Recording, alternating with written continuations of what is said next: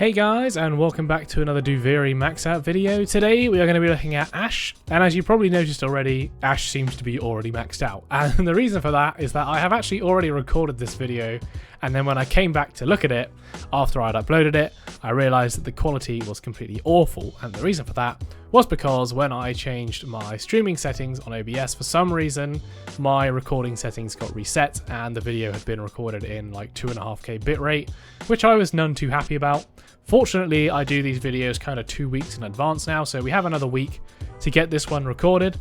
So we're going to try and get Ash in the circuit again, and I'm going to show off the build. But yeah, the one thing I want to point out about Ash, someone did obviously request this in the comment section, but they wanted it alongside the ceramic dagger, which we do indeed have on.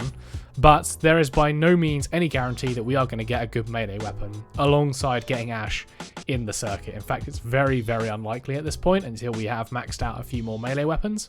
So yeah, we have still gone with ceramic dagger, and I will be going through the build as normal, but I just want to point out, like right now, that the chances of us getting some kind of combination here is going to be very, very, very, very slim. So, you know, the kind of damage output that Ash can do is absolutely mental right now, but we are going to be limited by the options that are provided to us by the circuit. So let's quickly run through the Ash build here. We do have some shards on. We've got a Talforged Crimson on ability, and then we have 3 on parkour velocity here on normal ambers. So that's just to help us get around a bit quicker whilst we are in the circuit.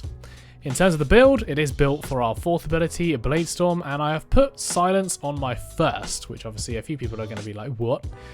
Because Shuriken can be used to strip armor, but in this case, you know, I am just solidly building for my 4th ability, and I do want to keep hold of my smoke screen. I could have put it in for my teleport, but to be honest, I don't know if there is another kind of slot that I want to sacrifice here to put on the armor strip augment mod for my shuriken. So for now, I've put it in first, but we might change that later on down the line.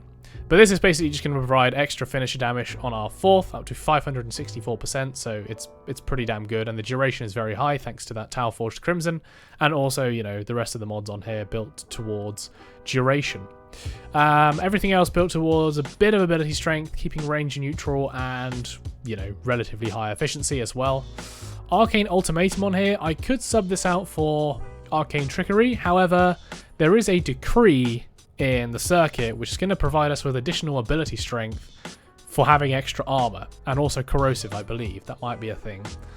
So I've gone with Arcane Ultimatum on here just for that, and I want to see how it pans out, and I already have seen how it pans out because I've obviously recorded this already, and it's pretty good. So we are going to run Arcane Ultimatum. We get invisibility for a decent amount of time anyway from our smoke screen, and we can just keep recasting this. So it's not a huge issue not having Arcane Trickery on. It would just be quality of life to basically have that on. But yeah, this build should work just fine. And then, yeah, I've got Cunning Drift on here just to improve the range a bit, to try and get it back up to neutral, but you can do whatever you want there. Kuva Chakkhurr here. We have ourselves a basic kind of Prime Firestorm build, which is going to spread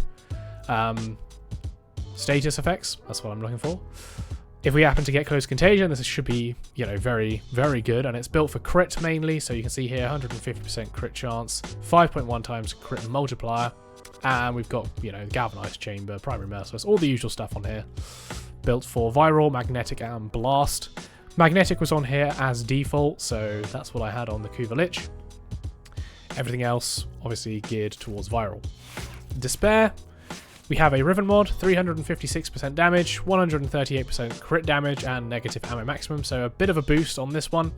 Galvanized Diffusion, everything else geared towards Radiation in this instance. That just happens to be what I had it on before, but Radiation is pretty good against the Corrupted anyway. And you can see here the crit chance and crit multiplier 11.8 on the Incarnon form, so it's pretty mental. And then we have Lethal Momentum on here for some extra projectile speed, along with projectile speed on our Evolution 3, as well as increased direct damage per status type, and also increased crit chance and crit multiplier, mainly thanks to our Riven mod. This is going to be the best thing to put on here. Ceramic Dagger. This is built for Ash's 4th ability, so everything geared towards finisher damage and condition overload, quickening, all that good stuff. Prime Fever Strike, Prime Pressure Point. So yeah, fire and heat damage on there. And then on the Incarnon upgrades here, we have ourselves the increased damage by plus 100, and on primary kill plus 1 initial combo, which stacks up to 100 times. This is probably going to be the best one we can put on here, to be honest. But yeah, you can go whatever you want. Plus 20 initial combo, and then increased crit chance by plus 30% at the end. Nothing really is going to make any difference on this last one, but if you are using it as a stat stick, this is probably the best one to go for. So yeah. That's pretty much it. I should probably change this over. I don't know why it's on Zanuric. Let's change that back to Unairu. And see if we can get ourselves Ash in the rotation. And we'll give him a quick tryout. So I'll see you guys in a second. Back again, but before I forget, I just want to run through the appearance. So we've got ourselves on the Ace Apex chestplate. I think it worked quite well with this skin, which is indeed the Ash Baihu skin. It's a really nice skin in my opinion. Not used a lot, but yeah, I think it looks quite nice. And then in terms of the shoulder plates, we have the Asakage. They work quite well. You know, they've got the daggers in there. We have used them before, so yeah, it just works very well, which is why I did it. And then Protavir leg plate armor, along with the prime reactor. No, not prime reactor. The other prime sigil in the center here, just to add a bit of animation so he's not completely static. I haven't put any ephemera on him again because, you know, I kind of like the clean look. And then the Syandana, how could I not go with the Sildarg Syandana for those two nice blades there? It looks pretty cool. That's what we're working with. And then the usual color scheme with our clan emblems on the side. So yeah, that's kind of it, guys. Let's jump in again, as I said before, and see if we can get ourselves Ash in the circuit. Alright guys, here he is, and we've got ourselves a nice primary weapon, which is quite handy. We've got ourselves the Tenet Archoplasmor, which we did do in a previous episode. You can see we have this lovely ribbon here for crit chance, toxin, and multi-shot. So let's go ahead and equip that. Nothing else really is going to help us out here. So, well, actually though, we could take dual scanner. Is that going to be quite good? That's got a high slash, yeah. So we'll take dual scanner, I think, over those other two. The Verdalac, definitely not the Bow Prime. Does it have Fury on it to increase our attack speed? Yes, it does. And also, oh no. Oh, it does have Condition Overload. That's quite nice. Carnis Mandible, not going to help us out a load. Whatever, we'll take it. It's better than the other two, so it should be fine. And then Okikor as well for secondary. Nice. Alright guys, well, let's see how far we can get. We'll get to a decent point here. I have already done this before, so I don't want to go like crazy far into this. But maybe we'll go to a second rotation mission and see what we get.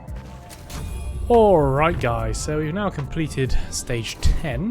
Moving into third tier rounds now. And it's going pretty well so far. I can't decide what to go with now though. I wonder if that will affect... maybe that actually, yeah. So far it's been pretty good. Yeah, not gonna lie. The one place that it kind of suffers on this build, which I was expecting, is defense. You know, excavation and defense missions. Although it's possible, like with defense, normal defense that is, you know, you can clean out the enemies fairly quickly before they have a chance to kill it. But as enemy levels are going to get higher, the Thrax enemies, if they even get close to it, where they're going to be able to like one-shot it, it's just not going to be feasible, I don't think, to carry the build that far. But yeah, I mean, overall, you know, in terms of how quick you're able to do things, it's pretty good. And we'll do a bit of a demonstration here in a second.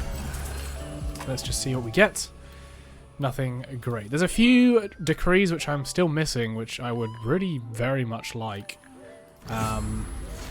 For example, I do not have Close Contagion to spread status effects, which obviously with this would just be great. I can just throw slash damage around everywhere. But, you know, for the most part, it's pretty good. There's also a decree that gives percentage heat damage on finisher attacks, which is really good as well. And that would also work quite well with Close Contagion. But obviously, it's just luck of the draw what kind of decrees we get in these missions. I do have the ones that are giving me armor. As you can see in the top right there, that 472% number. That is the ability strength that I am getting from my armor. So 472% is including Arcane Ultimatum, which you can see there, the 40-second timer ticking down. That's what Arcane Ultimatum is. Giving me 1200. I then get an extra kind of 1500 from performing finisher attacks. That's another decree I have. So overall, I'm like at 3k armor. getting a lot of extra abilities training, which is nice. When I cast my silence on this particular time, I did not get that much because it was only at 100% because of the armor level I had, but the next time I cast it, it will be much more powerful. That's why the enemies aren't dying instantly at the moment. I mean, they are at level 2000 and we don't have, you know, the best melee weapon to accompany it, but yeah. They are still dying, you know, I don't need to use my weapon. I mean, if I did use my weapon, enemies would die much faster. Maybe not the Thrax enemies, but, you know, normal enemies, if I could actually hit headshots. So yeah. Overall, guys, it's pretty good. We're probably going to have to hit ourselves enough support here. Are we going to make it? Probably not. Let's grab one of these and away.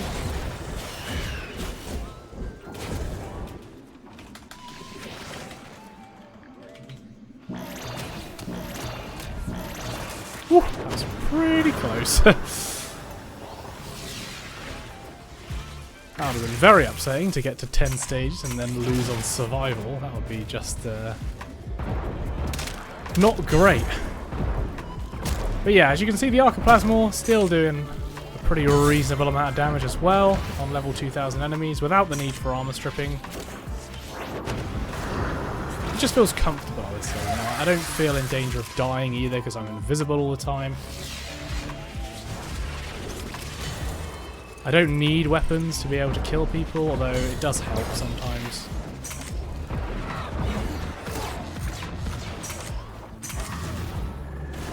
Yeah, it is a shame that you obviously, you know, I understand the point of not being able to pick the weapon you want. It does make it a bit of a challenge, but at the same time, it would be nice to be able to pair it with a dagger that we've maxed out for this purpose.